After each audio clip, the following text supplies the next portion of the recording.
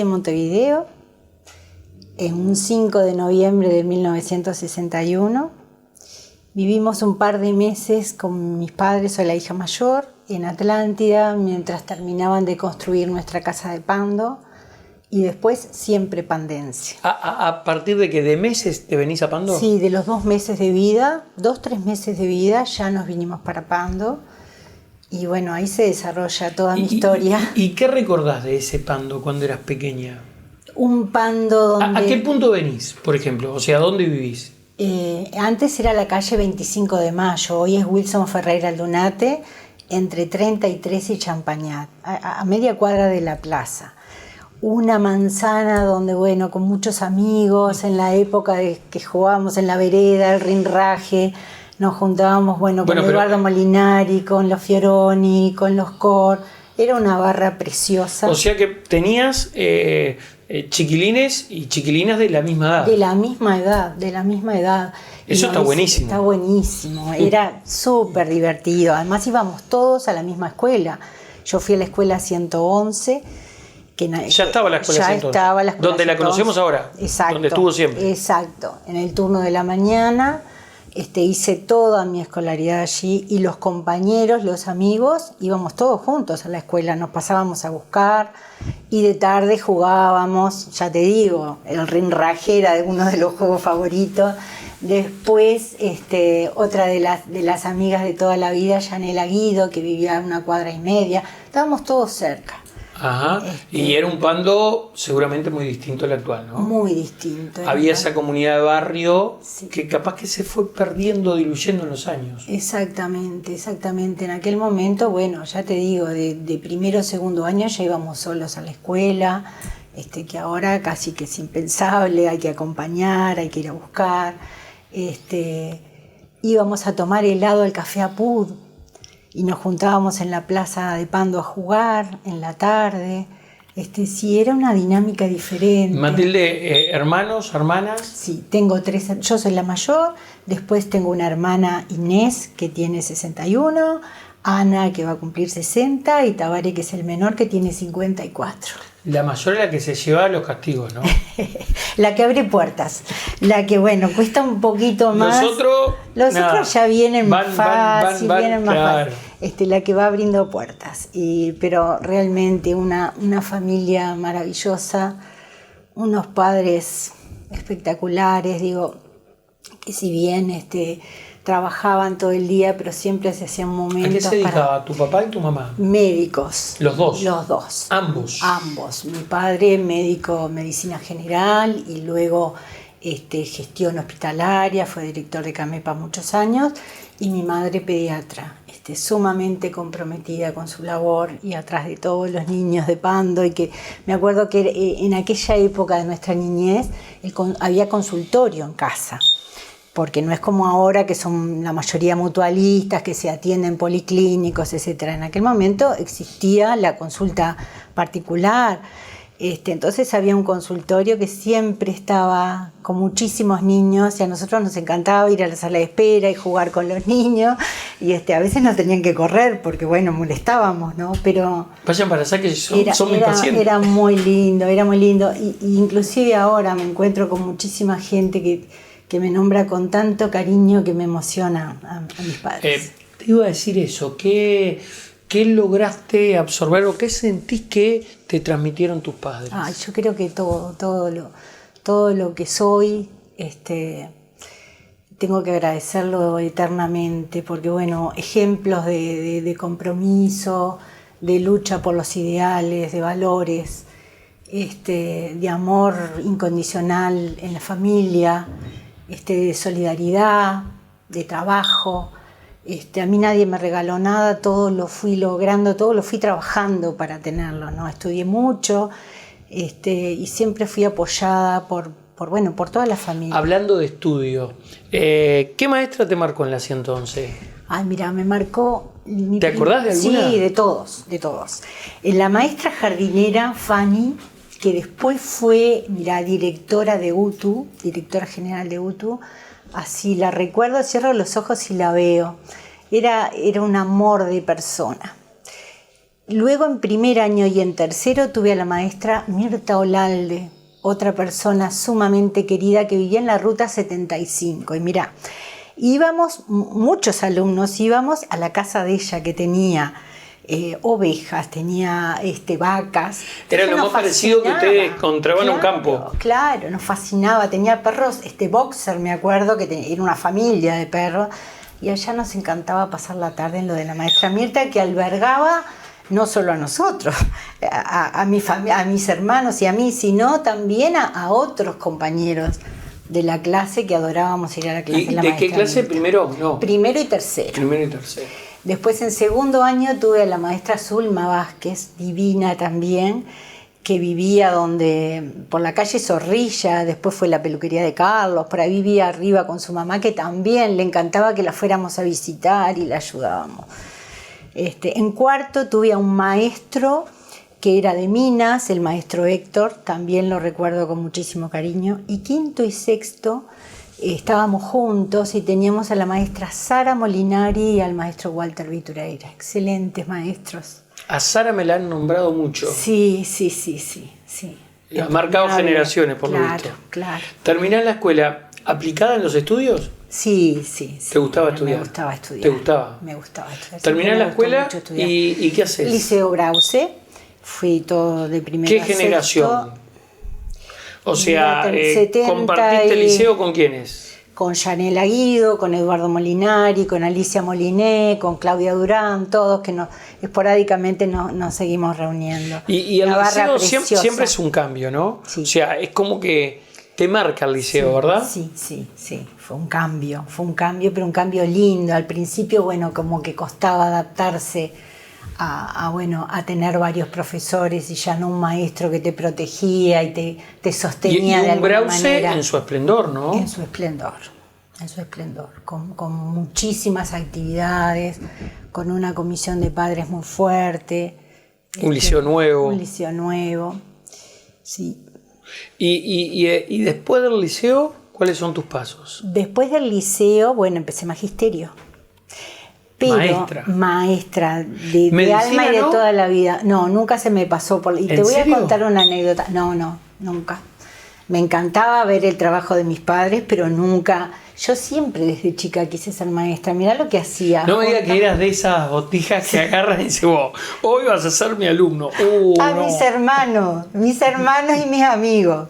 No, los llevaba para una salita que había en el fondo de mi casa.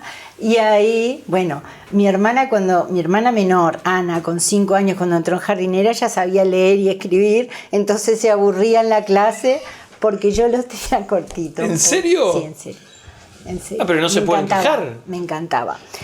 Mi abuela paterna y mi abuelo materno fueron maestros de ser fundadores, abuela de la escuela 130 de Barros Blancos. Claro. Que se llama Yoconda Rodríguez de Caputi, la escuela, y mi abuelo de la escuela de Zapicán, en La Valleja, que también la escuela se llama Pantaleón Scolpini. O sea que eso ya lo traigo en la sangre y realmente... ¿Y te entró esa beta educativa? Me entró esa beta y es una pasión hasta el día de hoy, porque me fascina lo que hago. Me gusta mucho, lo hago con mucho amor. ¿Y vas al magisterio? Soy afortunada. ¿Ya había magisterio acá? Sí. Hacía un par de años se había creado. ¿Dónde estaba? ¿En la escuela 194? Sí, arriba, atrás de la escuela 194. Ahí va, detrás. Sí, ahí haces la carrera de magisterio. Ahí hago toda la carrera de magisterio, excelente carrera, en plena dictadura. Mira. En plena dictadura. Yo me recibí en el año 82. ¿Fue difícil? Fue difícil. ¿Por qué? Fue difícil. Porque tenías que estar cuidando un montón de cosas, no podías expresar en cierto sentido. Ojo con lo que hablas, ojo con lo que escribís. Exacto. Cuidado con lo que decís. Cuidado en las clases de análisis, me acuerdo que ¿Qué era eso? Es una parte de la materia didáctica, Ajá. de la asignatura didáctica que tenemos en el instituto que tenemos que dar clase y todo el resto de los compañeros te van a ver, la inspectora, la profesora. Entonces, me acuerdo. O sea, didáctica es mostrar cómo conducís una clase. Exactamente. O cómo vas a conducir una clase. Cómo vas a conducir una clase. Entonces ahí tenías que tener muchísimo cuidado, como hasta la manera de vestirte te controlaban. La pollera no podía sobresalir de la túnica, no podías ir con el pelo suelto, tenías que recogerte el cabello, un montón de cosas sin demasiado sentido, que bueno, que no había más remedio que acatar y cumplir, porque bueno, así era en ese momento, ¿no? Que muchas cosas tenías que tragar y otras no, pero bueno.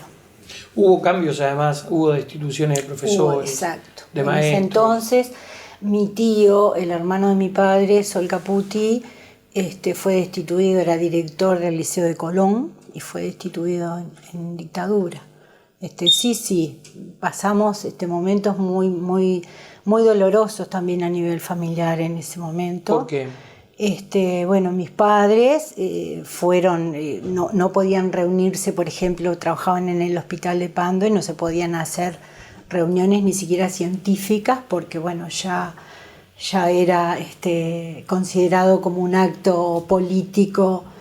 Entonces, bueno, después mi padre fue becado a Colombia, que fue a hacer una maestría, y bueno, cuando venía también, nos decían que bueno, cuidado, porque de pronto cuando llegaran al aeropuerto iban a ser llevados por los militares, por la ideología política, en fin, fueron momentos duros y tristes que tuvimos que atravesar. Y ya lo entendías todo, porque era bastante grande, Por supuesto, ¿no? Sí, era grande.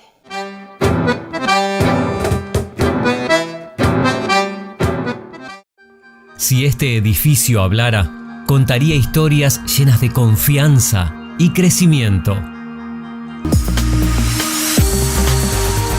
Renovamos nuestra imagen. La innovación, la mejora día a día, los nuevos retos y superarnos es lo que nos apasiona. Como símbolo de agradecimiento a los socios, emprendimos una gran remodelación edilicia en nuestra sede. Cambios que reflejan la fuerza y el ímpetu del trabajo que nos identifica. Cámara Comercial Industrial Agraria Pando, una institución innovadora y emprendedora que honra su historia mirando hacia el futuro. Cambiamos para evolucionar. Speedy es internet más televisión por fibra óptica y ya está en 4 ciudades del país: Pando, Canelones, Progreso y Colonia del Sacramento. Conectate y obtené mejor internet a mejor costo. Más ahorro por mes todo el año. La libertad de elegir Speedy.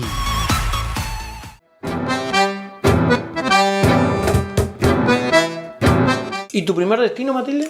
Mira, ese primer año que hice un interinato mientras estudiaba para concursar, lo hice en la escuela 112 de Pando, que bueno, que fíjate que ya yo había elegido un segundo año y la maestra que estaba en la clase se llamaba diferencial en aquel entonces, que era como de apoyo pedagógico, en una clase especial, pidió licencia y ya la directora dijo, bueno, para allí va Matilde, con 3 meses de práctica. Entonces yo digo, bueno, sí, voy. Y me fascinó. A partir de ahí siempre pensé en la idea de poder especializarme en trabajar con alumnos que tuvieran necesidad de algún apoyo. O sea que terminaste casi circunstancialmente en ese tipo de educación. Exacto. Que no es fácil, ¿no? No es fácil, imagino. No es fácil. Porque y yo tenía igual 21 en aquel años. Entonces era darle una mano a los rezagados. Claro. Vamos a decir. Entre comillas, sí. Digo, por lo menos en aquel entonces se presentaba así. ¿Sabés cómo yo lo diría? Darle oportunidades a esas personas que, bueno, que tenían un modo de aprender diferente. ¿Y por qué dijiste que sí? Un tiempo diferente. Y porque tenía ganas de afrontar ese desafío. ¿Y con qué te encontraste?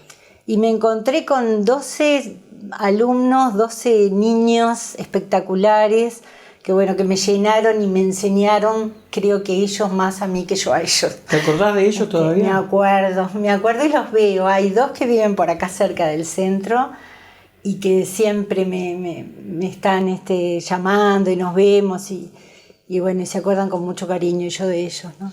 Y eso fue un poco lo que te marcó después, la especialización. Claro.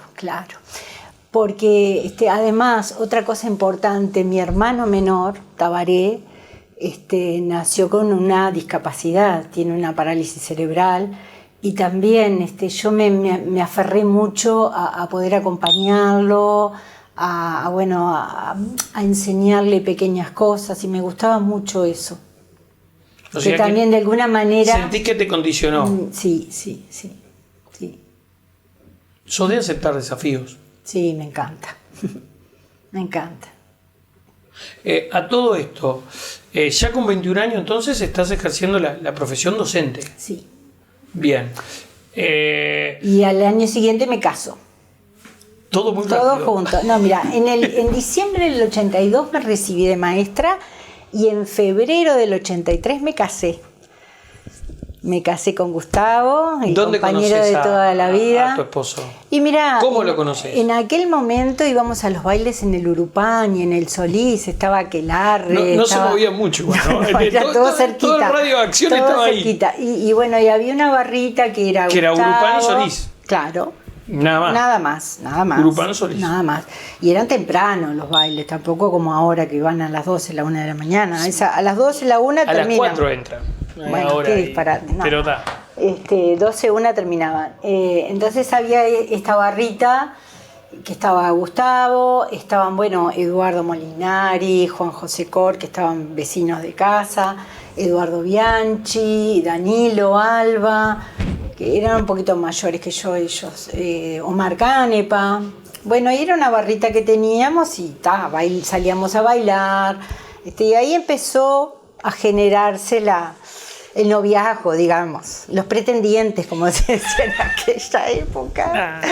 Tan diferente todo, ¿no? Porque además íbamos a una mesa, en general iba una madre que te acompañaba. ¿Una madre? Una madre de alguna de nosotras iba como para acompañar al grupo. Y estábamos sentadas. Pero la madre en se una quedaba mesa. ahí. Se quedaba, obviamente. ¿Durante todo el baile? Sí, se quedaba durante todo el baile. Se quedaba. Me acuerdo que estaba Maricel Escaglia también, y la mamá de Maricel nos acompañaba mucho a los bailes. Y los caballeros parados, ¿no? Supervisaba. Los caballeros andaban por ahí, te hacían señas. ¿Te cabeceaban? Te cabeceaban para invitarte a bailar. Qué divino, qué linda época. Bueno, te casás y... Me caso con Gustavo, y aún hoy el compañero de toda mi vida. ¿Cuántos años de casado? 42 para 43 en febrero. Uh-huh. Nos casamos, vivimos un año en Atlántida, mientras también reformábamos la casa, y como que la historia se repitió con la de mis padres. Después ya vivimos en Pando. A los 2 años nace mi primera hija, Ana, que hoy cumplió 40. Divina. ¿Qué significa para una mujer ser madre? Es lo más maravilloso que puede existir. Es como prolongarte, es como parte de ti hacia afuera. Es maravilloso. ¿Te cambia? Muchísimo. ¿Por qué? Y te da otra perspectiva de la vida, te hace valorar un montón de cosas y cuidar otro montón de cosas, y vivir también para otra persona que es parte tuyo, ¿no? ¿Qué camino eligió ella? ¿Docente? Ella es veterinaria. Mi otra hija, porque mi segundo embarazo fueron gemelos. Yo tengo mellizos, Ignacio y Cecilia. Anita tenía 2 años y poquito cuando nacieron los hermanos. Divinos también. ¿Y ninguno agarró para la docencia? Sí, Cecilia es maestra. Bien. Cecilia es maestra. Bien. Y bueno, Ignacio le gustaba mucho la mecánica automotriz, pero hace 3 años que se dedicó al campo y está en el campo y está muy contento con su nueva vida. ¿Y la docente la perfilaste o dejaste que elija? No, ella elige, actualmente está trabajando, ella vive en Las Toscas, está trabajando en la escuela de Estación Atlántida y le gusta eso, maestra de clase. Es complicada fascinada. Para una madre, sobre todo en aquella época donde tú lo fuiste, trabajar y criar a los hijos. Sí, era complicado. ¿Lo sentiste así? Lo sentí ¿Por qué? Porque mira... ¿Hoy crees que es distinto?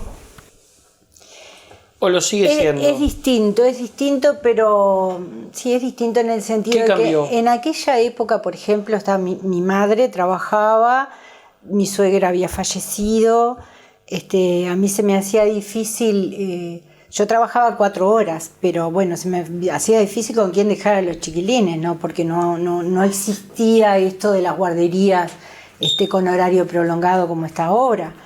O sea que tenías que pensar en una persona que pudiera ir a tu casa a quedarse con tus hijos mientras tú no estabas. Pero bueno, por suerte... Necesitabas contratar a alguien, una cuidadora. Claro, una cuidadora. Que bueno, que yo vivía en un barrio muy lindo. ¿Dónde vivías? Yo vivía de Meneses, por la calle Lorenzo Carnelli, sí, entre Meneses y continuación José Pedro Varela. Allí vivía. Entonces, bueno, tenía vecinos muy bien y bueno, una de ellas se quedaba en la mañana, yo siempre trabajé de mañana en aquella época, se quedaba con los chiquilines hasta que pudieron ya ir al jardín. 4 o 5 años ya comenzaron el jardín y bueno, yo los dejaba cuando me iba y volvíamos todos juntos.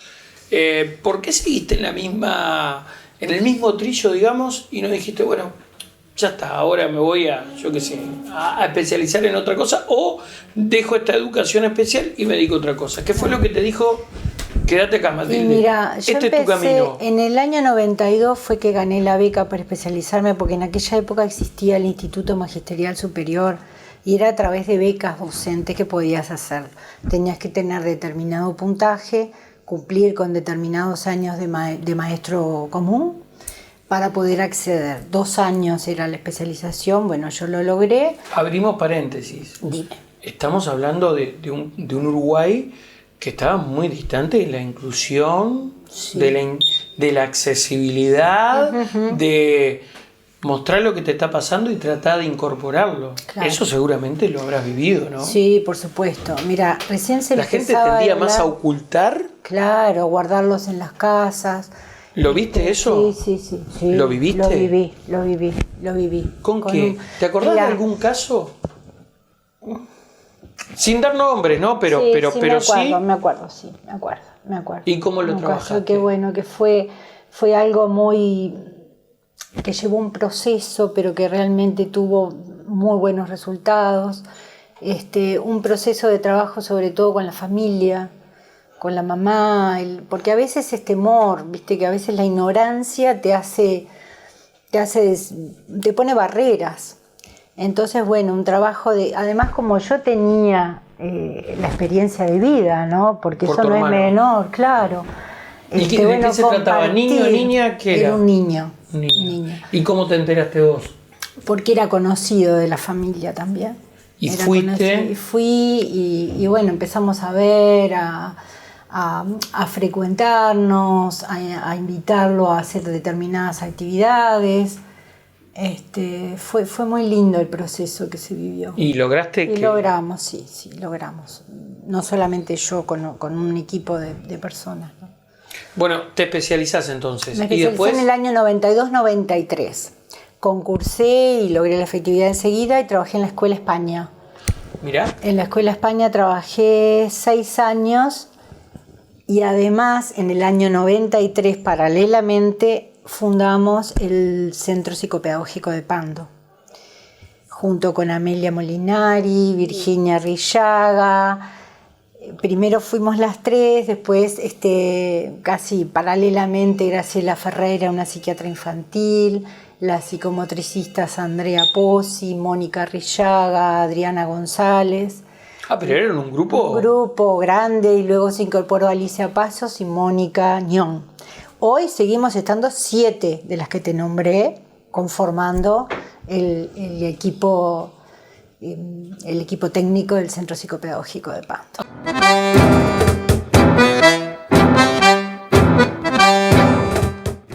Speedy es internet más televisión por fibra óptica y ya está en 4 ciudades del país: Pando, Canelones, Progreso y Colonia del Sacramento. Conectate y obtené mejor internet a mejor costo. Más ahorro por mes todo el año. La libertad de elegir Speedy. Si este edificio hablara, contaría historias llenas de confianza y crecimiento. Renovamos nuestra imagen, la innovación, la mejora día a día, los nuevos retos y superarnos es lo que nos apasiona. Como símbolo de agradecimiento a los socios, emprendimos una gran remodelación edilicia en nuestra sede. Cambios que reflejan la fuerza y el ímpetu del trabajo que nos identifica. Cámara Comercial Industrial Agraria Pando, una institución innovadora y emprendedora que honra su historia mirando hacia el futuro. Cambiamos para evolucionar.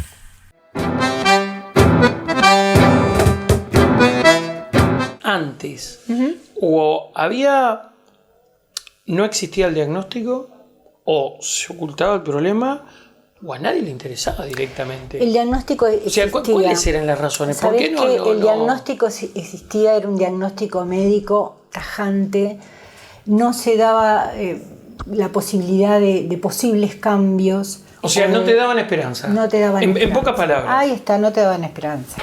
Porque inclusive a nosotros nos pasó con nuestro hermano, que bueno, él nació con una parálisis cerebral secuelar de una agenesia de cuerpo calloso. El cuerpo calloso es lo que une un hemisferio con otro. Él no tenía esa estructura. Entonces nos decían, bueno, esto no va a ir más, no va a caminar, no va a hablar. Y bueno, se empezó a trabajar. Me acuerdo que en aquella época, Tavo nació en el 70, íbamos toda la familia a la escuela 19 de abril en el Prado, donde la primera psicomotricista que existió, Eloísa García Echegoyen de Lorenzo y la doctora Rebollo, trabajaban con todos nosotros. Entonces nos daban un montón de herramientas para salir adelante. Y fue así donde nosotros pudimos ver más allá de la discapacidad, de las posibilidades que sí tenía Tavo, del amor que nos podía dar, de todos como familia podíamos salir adelante a partir de esa realidad que nos había tocado, ¿no? ¿Sentí que es un poco ir contra la realidad, contra lo establecido, el trabajo que vos hacés? Sí. ¿Desafiar a la realidad? Yo creo que es con esta realidad todo lo que yo puedo seguir adelante. No es que uno no puede desconocer la realidad, es decir, bueno... No, pero sí modificarla. Pero sí modificarla, exacto. O sí tomar lo mejor de eso para continuar, para habilitar. Sí, eso no tengo ninguna duda. ¿Qué casos te conmovieron? Digo, sacando el de tu hermano, está claro, sí, pero ¿qué casos vos dijiste, lo voy a lograr y al final lo terminaste logrando? Yo te diría que acá en la mayoría de los casos los chiquilines te sorprenden y te conmueven minuto a minuto. Porque es tanto lo que pueden dar y simplemente nosotros habilitando, dando oportunidades. Una, que vos dijeras, va a ser imposible que logre esto y lo logró. Sí, ya tengo acá una. A ver. Mirá, desde chiquitita venía al centro, 4 o 5 años. A este centro. Al centro psicopedagógico, ¿no? Todavía no existía porque empezó... ¿Dónde arrancaron ustedes?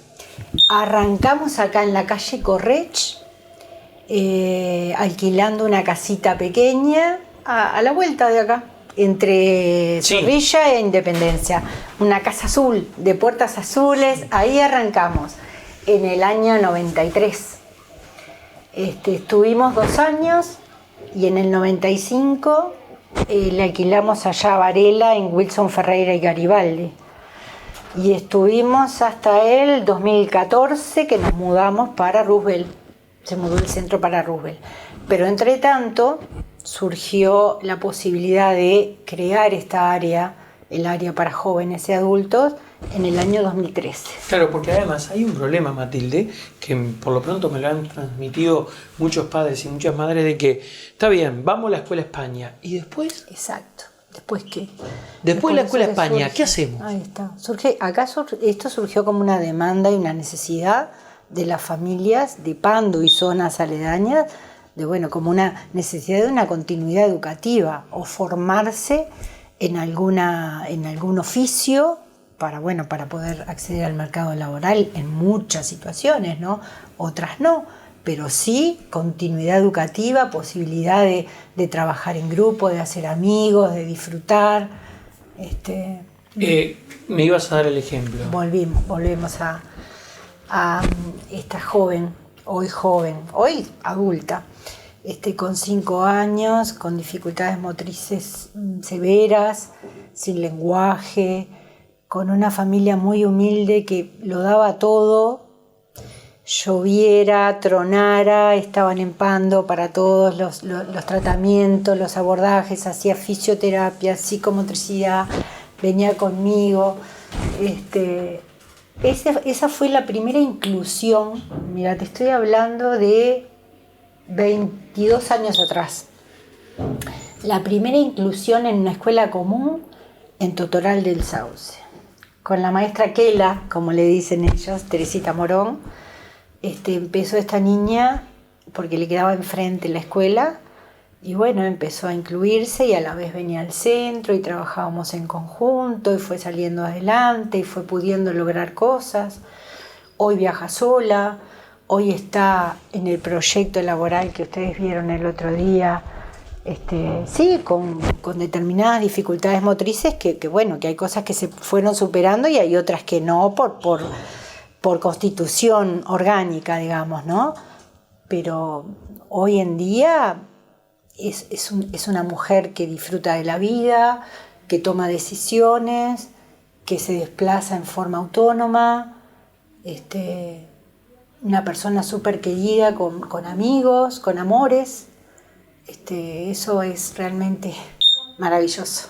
Hay 2 detalles que no quiero perder de vista y considero, por lo menos de mi parte, que son significativos. El apoyo de la familia. Sí, fundamental. Y claro, tanto se habla de integración, de inclusión, pero ese maestro, esa maestra, tiene que dar el paso, ¿no? Claro. Porque es aceptar un desafío. Es aceptar un desafío y también en ese sentido la importancia de sentirse acompañado por otros que lo sostengan y lo apoyan, ¿no? Porque muchas veces el maestro sí tiene toda la intención y quiere enfrentar ese desafío, pero la realidad lo supera, porque de pronto son clases superpobladas, con casos con muchas dificultades que en algunos momentos no sabes qué hacer. No hay herramientas tampoco. No hay herramientas. Mucha reforma educativa, pero no se dio ningún curso ni siquiera para abordar autismo. Exactamente. Y hoy las escuelas y los jardines de infantes tienen un montón de casos de autismo. Un montón de casos. Entonces a veces la teoría se separa un poco de la realidad, y por más que el maestro te ponga toda su buena voluntad, a veces no es suficiente. Necesita herramientas, necesita apoyo, necesita sostén, caminar junto a alguien que lo vaya alentando, que lo vaya acompañando, que le dé herramientas.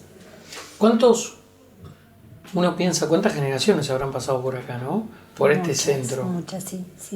Desde el arranque, por allá por la década del 90, hasta la fecha. Hasta la fecha, muchas. ¿Pensaste en algún momento cambiar el destino, decir, uy, esto es muy pesado, esto no es para mí? No. ¿En ningún momento estuviste a punto de quebrar? No. Sigo viniendo con muchísimas ganas, con muchísima pasión, disfruto lo que hago. Sí, hay veces que estoy cansada porque ya tengo 63 años.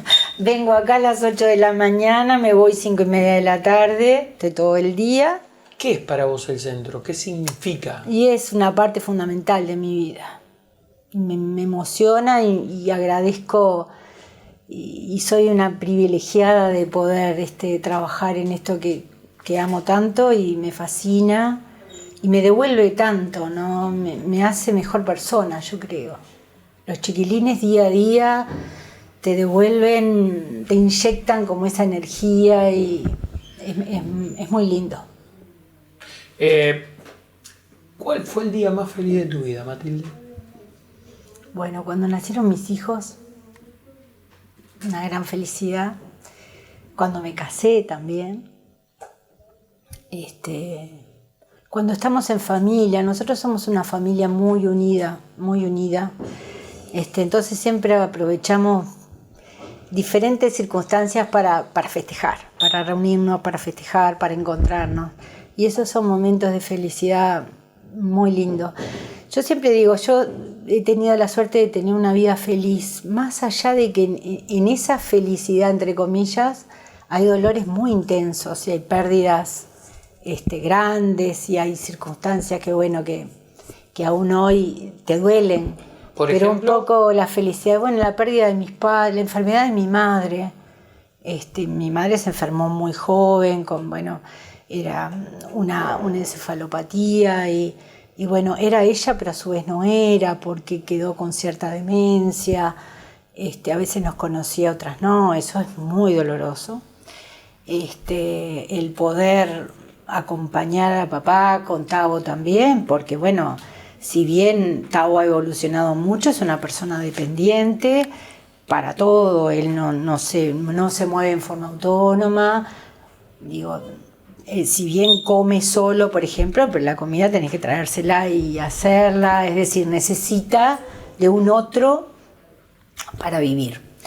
Entonces en aquel entonces mi padre llevó adelante todo eso, nosotros siempre estuvimos rodeándolo, pero él fue una figura fundamental. Después papá se enfermó, también si bien no fue demasiado larga la enfermedad, pero fue doloroso porque él pasó de estar súper bien y desempeñando un montón de tareas a en 3 meses fallecer. Entonces fue duro también, y el recomponer toda la vida de mi hermano, ver cómo hacíamos, organizarnos. Somos las 3 sumamente unidas y ponemos codo a codo para seguir adelante. Entonces todas esas cosas como que te dan fuerza, te fortalecen, es un poco la vida, ¿no? Es la felicidad, decía Rolón, el psicoanalista, es la faltacidad, ¿no? Porque es una felicidad con faltas, con dolores, pero vos pasás la raya y decís, he tenido una vida feliz, tengo una vida feliz. Esa era un poco la siguiente pregunta. ¿Qué te enseñó la vida? Mirá, también recordando, ¿no? Hay un pensamiento que dice, yo no borro nada de mi vida porque cada cosa me ha hecho ser lo que soy hoy. Las buenas cosas me enseñaron a amar la vida y las cosas malas me enseñaron a saberla vivir. Yo tengo que agradecer antes que nada a mi familia, a mi pareja, a mis hijos, a mis 4 nietos divinos que tengo, que son una luz. ¿Cómo es Matilde en el rol de abuela? Matilde deja todo. El día que van los nietos no importa más nada y está para ellos. Disfruto enormemente. Soy más permisiva que lo que era con mis hijos. ¿Pasa siempre? Sí. Pero también es tan diferente el estar con los nietos al momento, retrotraerme a cuando yo tenía mis hijos, ¿no? Yo ahora los disfruto, no me importa que todo lo demás quede sin hacer. Y los disfruto, juego, salimos, leemos cuentos. Y capaz que en aquel momento tenía que hacer esto, tenía que ordenar, que hacer la comida, que no me daba esos permisos de poder disfrutarlo y dejar. Pero nos desvirtuamos. Pero ¿Qué te enseñó la vida entonces?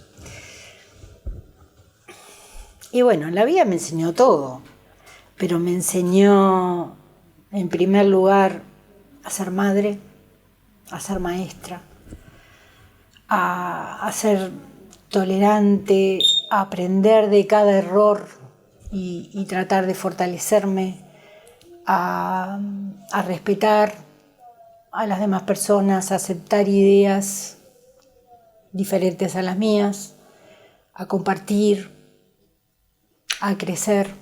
¿Son estos jóvenes que tenés día a día un ejemplo de tenacidad? Sí, sin duda, el mejor ejemplo, porque ves con las dificultades que atraviesan a veces y cómo salen adelante, cómo se esfuerzan por salir adelante y lo logran, porque es eso, es la voluntad, es la fortaleza individual, ¿no? Es maravilloso. No. Matilde, gracias. No, a ustedes. Realmente, mira, tengo que agradecer porque esto de traer recuerdos, de volverlos a pasar por el corazón, realmente es muy lindo. Así que la agradecida soy yo.